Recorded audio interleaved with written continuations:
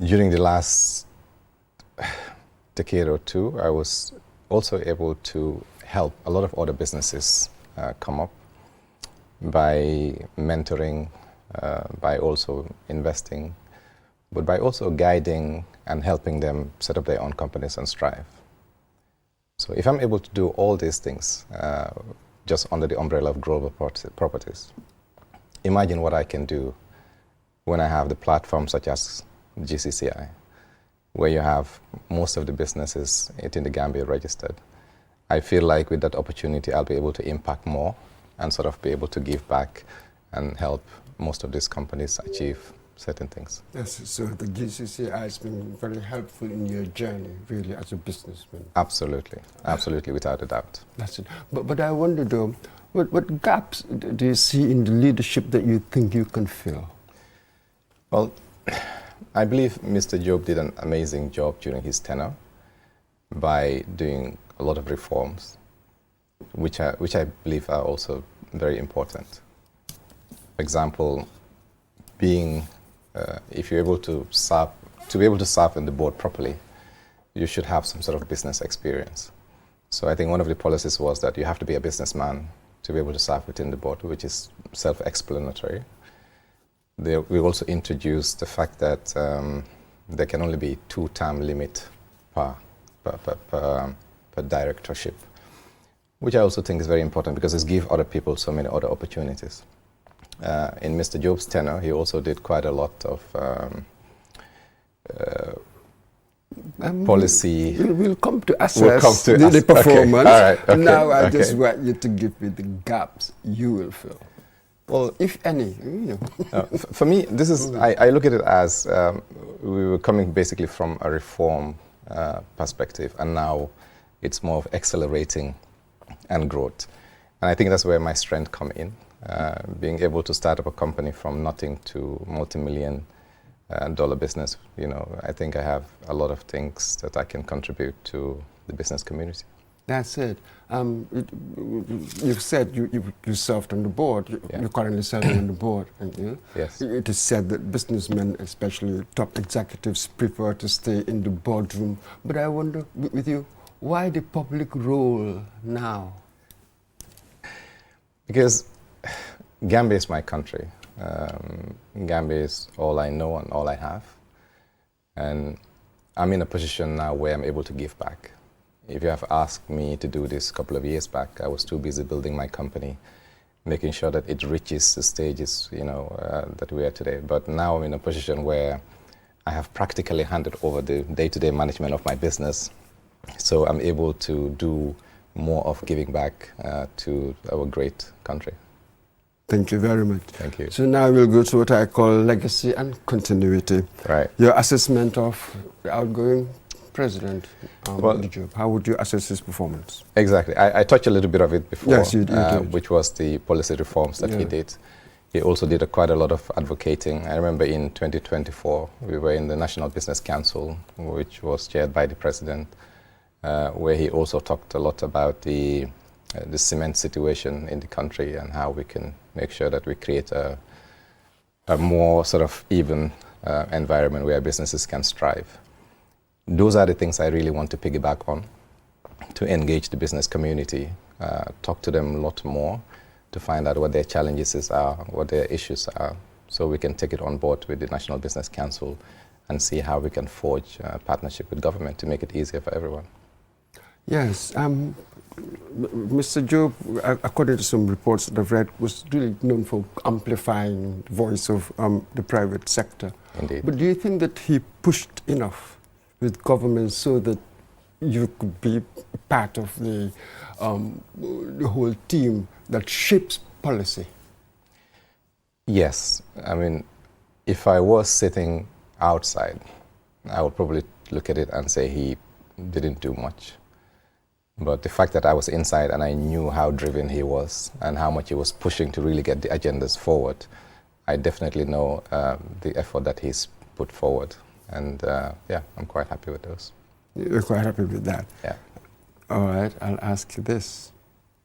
Which part of his leadership model would you avoid or would you improve? I would definitely improve on engaging the business community much more. I would love to see a lot more town hall meetings, perhaps even sector meetings where certain industries are met, meeting on a regular basis, and just talk through the day-to-day issues that they're facing.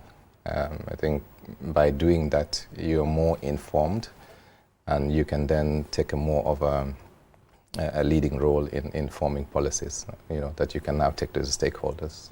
So you think that having more town hall meetings, how effective would that be, and what do you base your confidence on? The confidence is based on that Gambia Chamber of Commerce is a membership-based organization, and you can only run it by making sure that you look after the best interests of the members. If you don't hear what they're going through, what the issues are, it's very difficult to go forward with what can be done. So that's why I intend to make sure that there are regular meetings, there are regular networking, just so that you are well informed in terms of what can be put forward. Now let's go to your campaign motto, a stronger chamber for a resilient economy. So in our country, what would count as resilience? Diversification, shock resistance, what would count as resilience in this context? So to answer that question, I'm looking at it from two forms. And when I say a stronger chamber, we have to unite and come together as one force, increase the number of members that we have, so that we can hear from all aspects of the business community. That way, we have a more power way of getting things done, because unity is power, as you know. Then the second aspect would be resilience. There's no doubt that we've been facing quite a lot of challenges lately, from wars to pandemic and so many situations. The idea is to make sure that we do a lot of meetings and minimize risk for the entrepreneurs, big companies, so that when these shocks happen, you are in a position to better deal with it. It might be difficult in the very beginning, but the idea is to make sure that you are well prepared so you can bounce back quicker and then continue to serve our nation, basically. That's it. Earlier on, you're talking about the unity. Where is the disunity, or do you want more membership? I do not know what you mean by that. With unity, I meant more membership, right? Because if you look across the board now, we have about 400 registered members, GCCI. And that is probably a fraction of all the business communities that are in the Gambia at the moment. So by increasing the membership base, we're able to add more voices to the chamber, and therefore be able to tackle more issues once we know exactly what is affecting everyone else. What do you think are some of the barriers, some of the reasons why more are not coming? And do you have a strategy for that, to deal with that, to reverse that? Of course, I know during election times, the membership usually rise quite a lot. And I believe it's the responsibility of the chamber to maintain those members. Because if someone is willing to go ahead and register, they're obviously looking forward to something. And the only reason you would leave is probably when you don't feel that the benefits are given to you. So one of the things that we want to do is to establish subcommittees that are looking into what can be done to make sure that we keep these members and keep the membership base increasing. Okay. Since I'm dealing with your campaign vision, what metrics would tell us in 5 years' time, for instance, that the chamber is indeed stronger? Doubling the membership, it's definitely one of them. Advocating more for better policies, policies that serve not only the corporations, but also the startups and also the SMEs. So I'm also looking at creating more opportunities for the youth and women, because I believe that will show, how well we're doing. Because once we invest in them, we definitely know that we're going to have a stronger economy. That's it. Once we invest in them, where would investment come from? What role would the GCCI play in bringing about this investment? We know that the SMEs are struggling a lot, especially with women as well, because in order to raise finance in this country, everything is title deed driven, or kind of like landed asset security. I think some of the things that we can do to cross that barrier or to give more people more opportunity is to probably look at guarantee-based lending, looking at removable object security. Could be warehouse bond rate, for example, and equity, sort of looking at the resources that you have. And even up to the extent of receivables, to use that as collateral for some of these entrepreneurs that are starting and don't have landed assets as security. So I think looking at inwards as well, creating so many opportunities so that the smaller SMEs can trade with the corporations or bigger companies here. Because one has to remember that there's an existing market here, right? And it's probably not being exploited the way it should. So I feel like bringing the smaller companies, meeting with the larger corporations, one can trigger another market access, so to speak. That's it, and this is very key, because the lack of access to finance has been a major constraint. And your interventions, it has been said, GCCI interventions in that area has been very limited, reduced merely to the advisory. Exactly. So this is it. So you mean you have a strategy where your intervention would be more sort of... Absolutely. Like I said, GCCI is a membership-based organization, and the assets of GCCI are the assets of the members. We have to find ways to make sure that it also works for members. One of the things that can be done is also to see how we can partner with government through the Ministry of Finance to be able to create some sort of guarantees through the banks that enable these SMEs and young entrepreneurs to be able to secure finance without having properties as collateral, for example. So you'll do that. Indeed. Another accusation really is that there's a low engagement between SMEs and the chamber, and they find it difficult to access your services. What's your strategy dealing with that? Well, so again, we intend to create support desks. Even it's going to be targeted for just entrepreneurs and SMEs, or small enterprises. Because if we don't guide and nurture them, the likelihood of them not surviving is extremely high. We know that most of businesses stop to exist probably in 1 or 2 years in their tenure if they don't have the proper guide. But I think the chamber can definitely find different ways and mechanisms to protect them, guide them, nurture them through training, providing certain resources, giving them the exposure that they need so that they can, have the opportunity to grow. Have you costed these reforms that you want to implement? Everything is about money, and you rely on donors, don't you, Fred, mainly, and government. Have you costed your reforms? No, we haven't costed them yet, but I know in order to implement anything new, you have to raise the finances somehow. And again, like I said, imagine doubling the membership base, from what it is to something extraordinary, doubled space. Then you can generate income through that. You can generate income through other ways as well, creating more trade fairs, perhaps events, and creating more avenues really to generate income, to enable you to do these kind of trainings that you're looking for. Yes, one could do all sorts of things, really. But do you have a well spelled out strategy? Indeed. I certainly do. Because again, like I mentioned earlier, without proper financing and access to finance, it's extremely difficult to execute some of these plans that we have.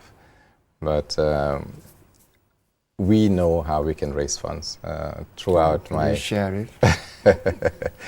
Well, I rather not at this particular stage, but be rest assured that we will be in a position to raise enough funds to be able to implement the strategies that we have in mind.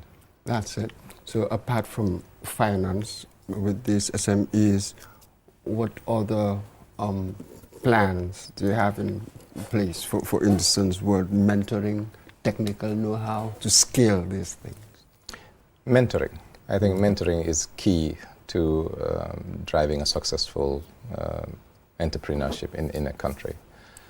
And one of the ideas that we have is to create a scheme called Investing in People, where we encourage companies to come on board and take 2 or 3 or perhaps more entrepreneurs through an incubation period. And in return, we'll try to see how we can negotiate some tax breaks for you through GRA and things like that. Because I believe once these are done, then the success rate of these entrepreneurs will be higher than what it is now. Yes. We have quite a bit to cover. Indeed, indeed. Now on investment and trade, really. Right.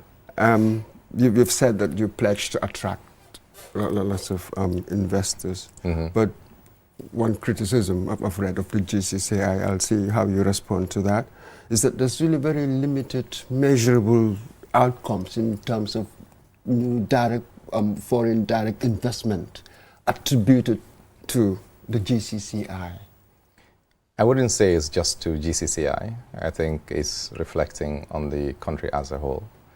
But the GCCI specifically, this is one of the core functions, isn't it? Indeed, indeed. But I believe by sorting the issue with the country as a whole can also help the GCCI. For example, if we simplify the way businesses are being registered in the country by digitalizing it, for example, with just a one-stop shop where you can go and register your business, within hours you're out of there and you're able to start operating. If we're able to create a scenario where there are a lot of tax incentives for people that are starting their businesses, and then also just providing an environment where you have a lot of infrastructural development, a conducive environment to sort of do business, I think this will attract foreign direct investment. But not only foreign direct investment, even local investment, because a lot of people are sitting now with their money and they don't know what to do. I think they're being discouraged with the high taxes that are being implemented and so on and so forth. So in the absence of this sort of infrastructural frame, what can you do? In the absence of it is to basically lobby with the stakeholders.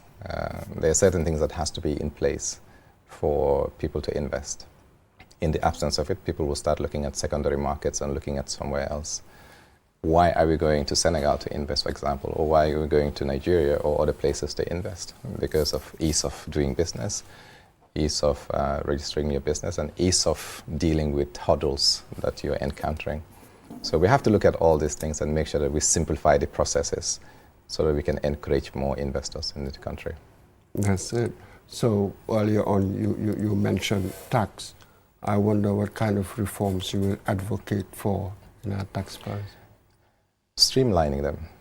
Now, if you have containers coming into the country, you pay multiple duties in different locations. And this time, these things can also hinder the speed of how they're being processed and how you're able to get your goods and start trading straight away. For me, streamlining the process and making sure that it's either one-stop shop where you make your payment and all the other stakeholders get theirs from there makes a lot of sense. And the same thing with the manufacturers today. There was a time, there was an exercise where it shows that you go through probably 15 different taxes that you pay from when you start to when you end. So why can't we just bundle all these things and make it one and just streamline the process and make it easier for everyone? That's it. Why can't we? Well, this is why we're here, to make sure that we can at least give it a go, push the government and stakeholders to look into it and see how we can make business easier or create a business-friendly environment. That's it. What about enforcement of the current laws? What do you think about that? Again, that will have to do with policies and again, engaging the right stakeholders and make sure that they do what they're supposed to do. All right. We mentioned women earlier, did we? And youth here. Yeah. Do you think that there should be quotas within the GCCI or reserved leadership roles for women and youth within the GCCI? When you say quota, how do you mean exactly? Saying that, for instance, with the board, there will be this number of women. Well, or in your various decision-making bodies, as it were. Would you go that far? It's something I would strongly advocate, but Yeah, definitely advocate. One of the reforms was that we brought in a youth representative, but then the women representative was in part of the constitution. Maybe that's something that we can review and see. But just to show you how much I support the agenda of women and youth, for the first time in the history of GCCI, I'm bringing a women-dominated board. You know, that consists of, 5 women and 4 men. So I strongly believe that women and youth are the backbone of our society, and if we support them, we will definitely have a greater economy going forward. What power will this body have? I mean, is it tokenism or is it genuine empowerment? Genuine empowerment. Because we've seen tokenism all over the place. No. Just put a woman here and there, and then really gender imbalance is just just to give you an example, my company now is being run by a woman. You know, it's a multi-million-dollar company that I've entrusted to a woman. So giving women and youth chance is not something new to me. Definitely wouldn't hesitate if I see the right capable person to do so. All right. People are listening. We'll see what happens. Yeah. You've talked about the digitalization of the chamber. How far have you gone in that? I remember, I think the last trade fair, the one before, members were able to register and pay through the banks. So it's being done, but not to the extent that I really want to see. We want to be in a position where when the trade fair starts, from the comfort of your home, you can definitely book your stall and make your payment and get your allocation without having to visit the office. But the way it was done the last time is that, yes, you'll come to the office, pick a stall, then go and pay, or pay and then come back and so. So for me, streamlining and making things easier through digitalization, which is possible, will just make life easy for them and also for members of GCCI. Do you have the resources to do that? I'm sure we will find the resources to do that because half of the work has been already done. So the other half we can source for sure. That sounds more hopeful than a strategy. Well, again, the strategies to raise finance, like I mentioned before, are in place. It's just that I don't want to get into them in greater details. But I'm confident that if we sit here a year after the presidency and I happen to win, then you'll definitely see the difference. All right. Yeah. Perhaps we come back to this, the private sector and public policy, which is really very important. If you look at all other countries, I think, for instance, Rwanda, GCCI is very significant in national planning, that sort of thing. So how would you pivot this country? Apparently in Ghana, GCCI is very, very, very crucial, central to the AFTA implementation, African Free Continental Free Trade Area, and that sort of thing. How would you pivot GCCI to be more of a policy shaper than policy responder, which is really very important, don't you think? No, it is absolutely important. And one of the things that we're going to do is we're not going to sit and wait for government to come and implement certain things. The implementation of regular meetings with the members, looking after their issues, doing proper research and proposing rather than waiting for us to them to propose to us is something that we intend to do. So we don't want to be reactive, to be honest. We just want to be the one initiating and making sure that when government are forming certain policies, they reach out to us rather than just imposing certain things on us. That's it. It's something that you want to do, but do you have any mechanism in mind? Really, one of the things is to have a more established research desk that will definitely be engaged with the members on a regular basis, collecting data, finding out what the issues are, and then try to form some sort of policies within that we can now discuss with stakeholders. So this is one of the things that we want to do for sure. Would you be publishing this research? We want to engage the members on a regular basis so that we have a newsletter that we share the findings and the challenges that we're having as well, just to encourage more dialogue. Because a membership organization or membership-based organization cannot be truly run without the input of the members.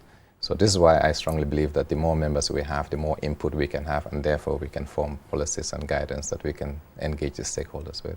That's it. So would you form other structures to really strengthen this area in your interaction with government? Absolutely. We intend to have subcommittees within us that are going to be, their primary focus would be just to make sure that that's a policy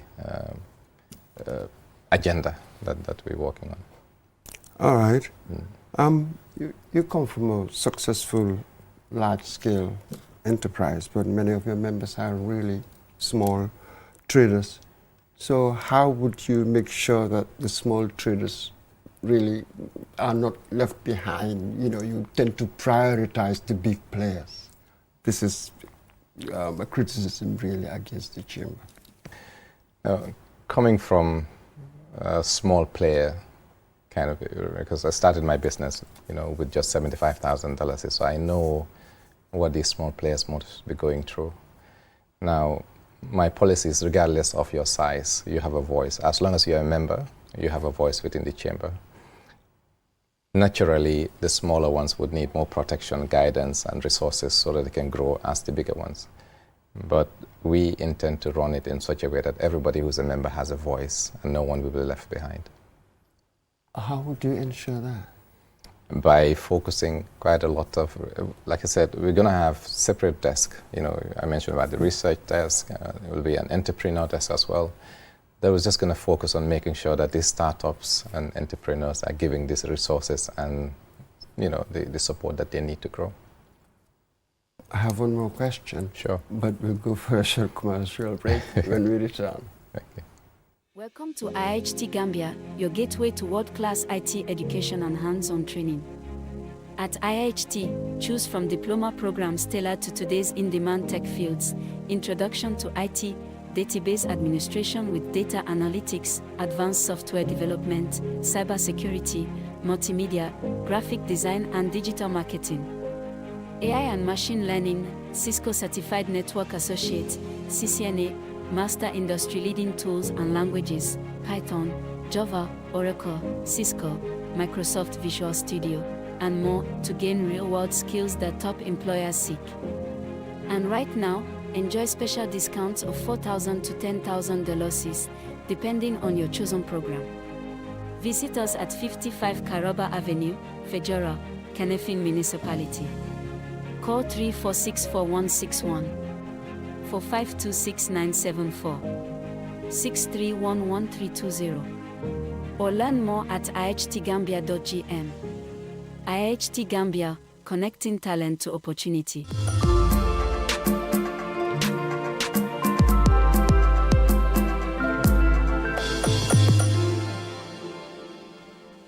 Hello, welcome back. You're watching State of Affairs. I'm Mamadou Mbouchile, again for advocacy, and my guest is Mr. Saul Fraser, CEO of Global Properties. He's in the race for the person who will succeed Idiop as president of the GCCI. Before the break, Mr. Fraser, we were talking about this perception, at least, that the small players, SMEs, are overshadowed, as it were, by the big players in the decision making of the body. But you try to assure us that you would change that and the like. So I'll ask you this: would the small ones and the big ones, would they have an equal voice regardless of the fees paid? No, not really. I really want to make sure that as long as you are a member, you have a voice. And I think this has been demonstrated with the fact that we have a under 30 director within us who will make sure that she carries the votes and the voices of all these younger entrepreneurs. If at all that wasn't in place, it might have been a bit difficult, but they now have a representative within us, you know, that can really push their agenda.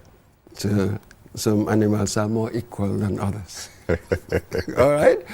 I think this is an important point. We're complaining about this all the time. Mm-hmm. One may have all sorts of schemes and ideas, but somehow when it comes to outcomes, implementing them and seeing tangible results, we've been lagging behind in virtually every area.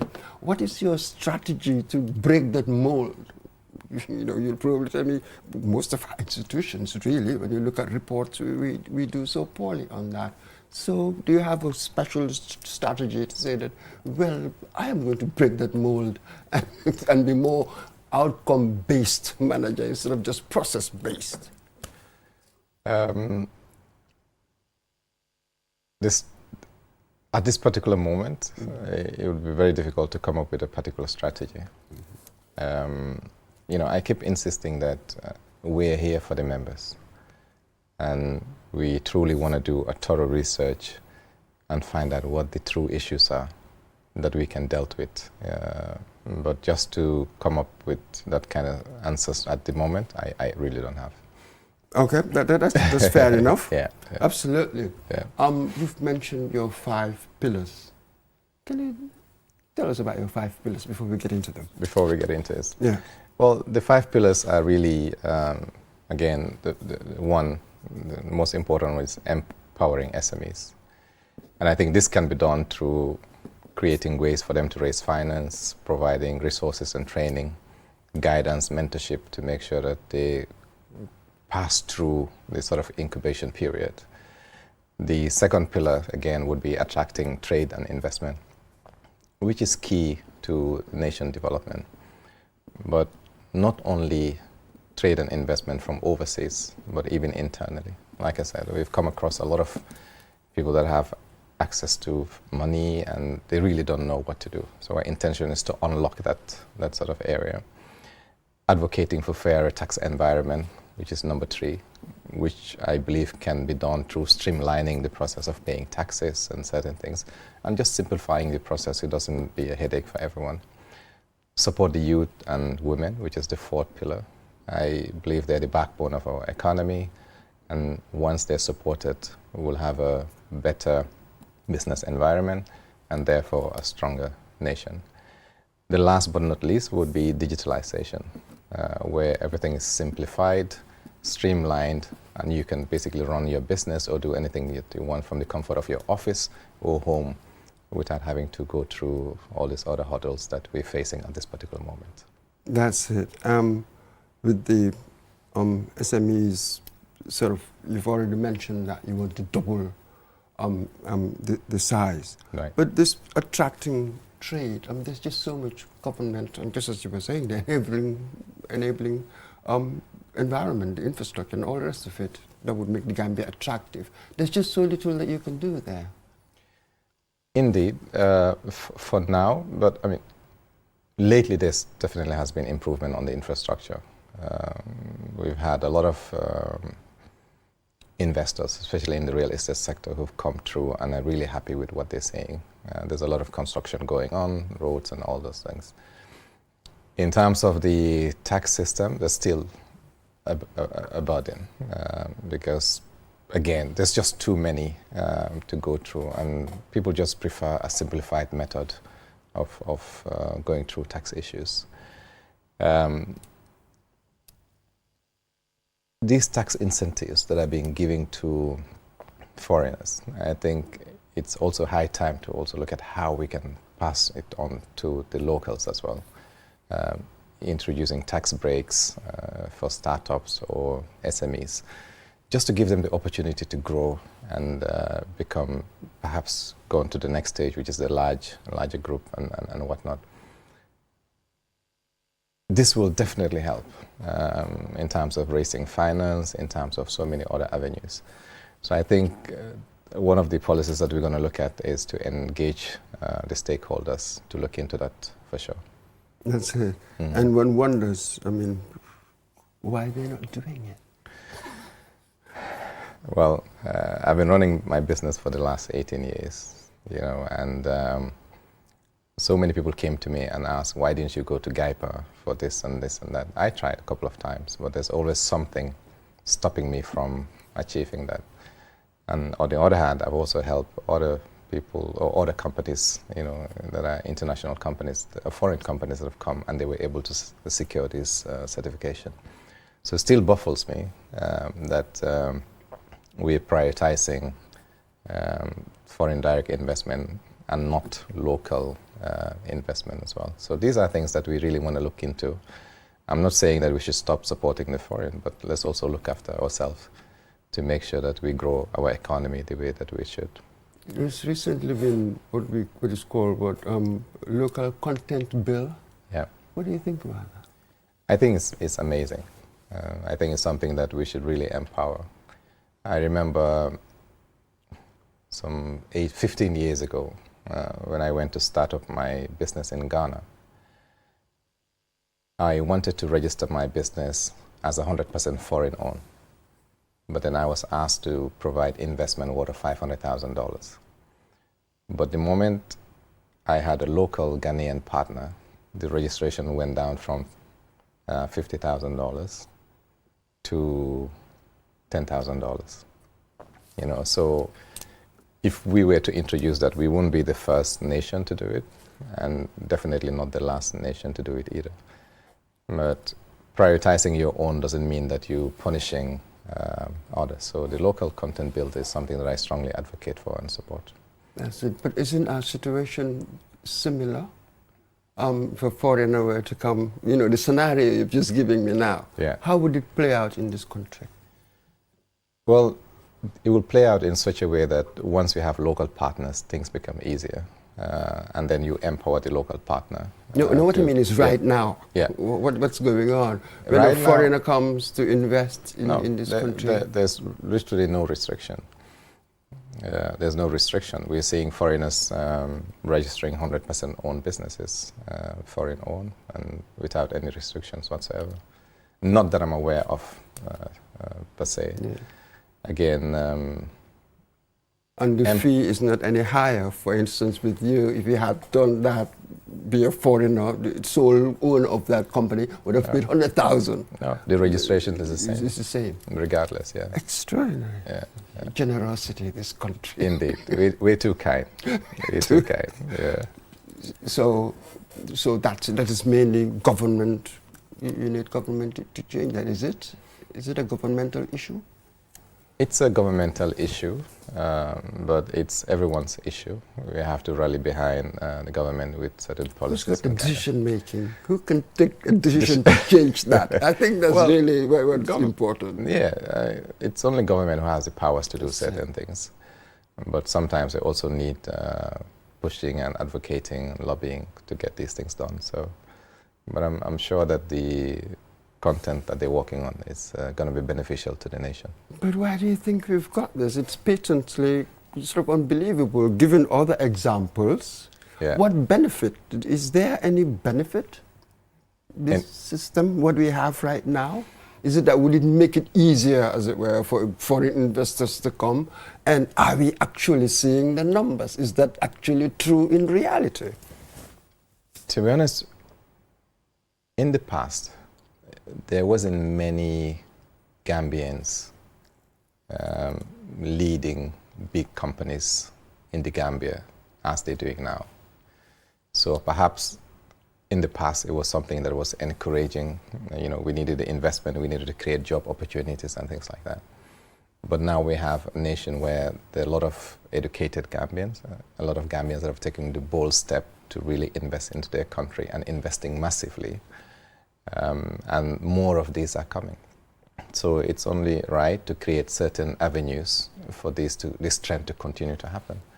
You know, again, no offense or disrespect to the foreign direct investments, but again, it's important that we make sure that local content is key in this country.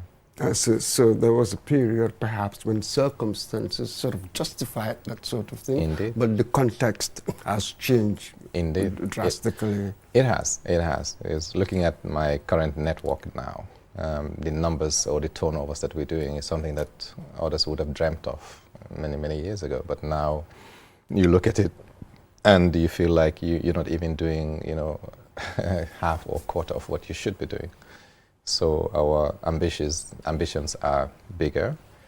We want to achieve more, and I believe with the help of the government, it can be done. That's it. Youth and women there are just so many young people these days. I don't think that this kind of demographic we've ever seen it really. 60, 70%, the figures are unbelievable. What could be your youth policy? Again, this in people scheme is something that I was involved with in Sweden, and it was successfully done. And you're going to see a lot of companies investing in mentoring and guiding this youth to give them a chance to either run their own businesses or become employees. And when I talk about youth and women, I'm not only talking about here locally, but we have the sub-regions, you know, the likes of Basse and all those other places, you know, to just decentralize the whole thing and see how we can create incubation mechanism and guiding them to help them really achieve something in life. Because once there's hope, people tend to have something to hold on to. But in the absence of that, this is why a lot of people are going through the back way, you know, trying to find greener pastures. But I believe we have it in us. We have it in us to make sure that we give the youth some opportunities so that they can stay here and make it here. But right now, companies are not doing that. Exactly. How are you going to make them do it? That's what I'm saying, by creating this investor in people scheme, you know, where today you go to global properties and say, okay, take 10 or 15 youth and train them. In return, perhaps we can lobby for some tax incentives or tax breaks or certain aspects. I mean, these are just some of the ideas that we have, but the bigger corporations or the people that are doing really well should also take certain responsibilities and make sure that we give the younger people some opportunities. Okay, so you need a lot of goodwill Indeed. from others to make this policy work. Mm-hmm. And women? Women, again, very similar to the youth, because most of them lack these tangible assets that they can use as collateral for financing. And one of the ideas we have is to engage the government and perhaps the Minister of Finance to see how guarantees can be in place to help them secure financing. Because 90% of the reason why businesses fail is because they can't secure finance. So if we can find a solution towards this, I believe we can make a difference. So if we can find a solution, but that is the key, you must have a solution, Mr. Fraser. I just mentioned the solution now, which is the guarantees, the financial guarantees that can be used. The goodwill of other people. The goodwill of people, but also government and other stakeholders as well. That's it. So it just depends on so many ifs. Indeed. Yeah, if the government does this, if another body does that, if this does that. But you so know, it just depends on we're in a...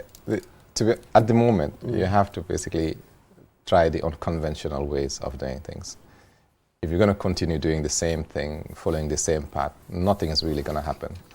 But what you need to do is come up with these policies, with these ideas, engage the stakeholders, engage the government, and push them really, and then see how best we can come. Because if you cannot secure that, I'm sure there's an alternative that they will consider. But you cannot just sit. Hope is a big water. You know, if you're hopeful that something is going to happen, is a start. You know, and then you just have to push through the agenda. That's it. Now, internal governance and the financial sustainability of the chamber. What's your policy on that? What would you change?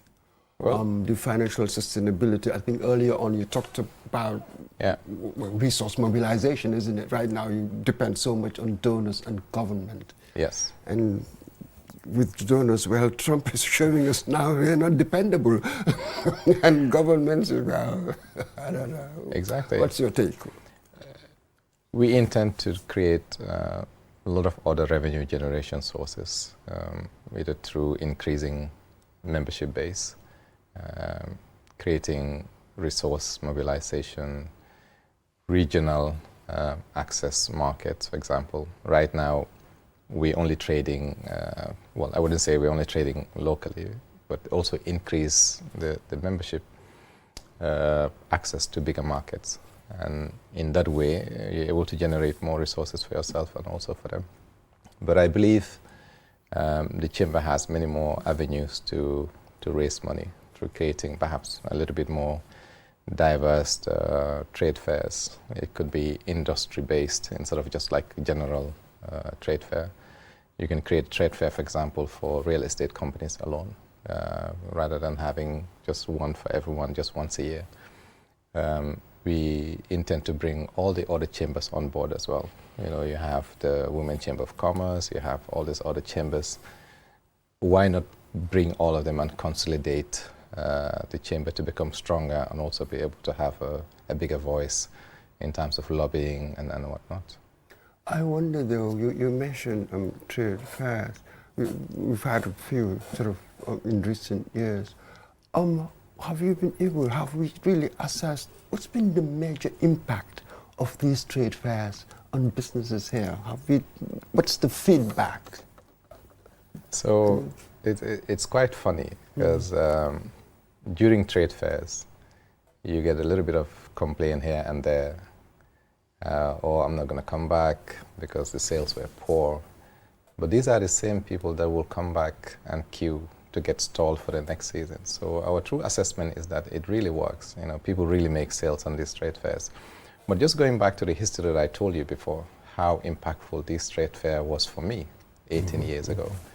And it hasn't stopped. It's definitely making an impact, you know, opening doors. Now we're able to encourage foreigners to participate more, you know, the Senegalese, the Mauritanians. You're seeing a lot of participants coming from far and wide to participate. So that means that it's definitely giving dividend to people that are attending. That's it. So any ideas to improve on that?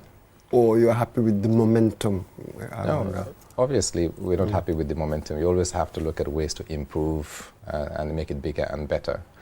And with the trade fair ground available at the Bruceby area, the opportunities are endless. There are definitely different areas that can be explored to make sure that income generation for the chamber keep growing.